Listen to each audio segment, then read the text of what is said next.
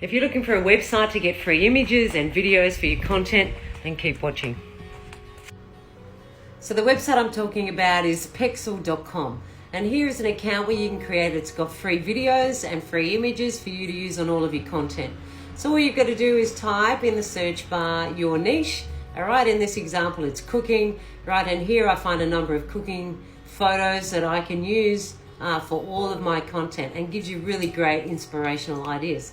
So if I want a video, all right, I can just press the videos. I can download it as a vertical video or a landscape video.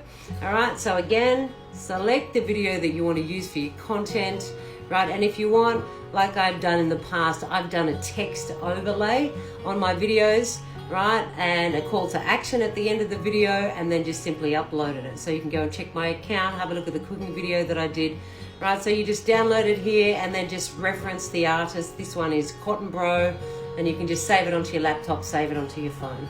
All right, so for more tips, right, or to learn how to start your own online business, click the link in my bio. Thanks for watching.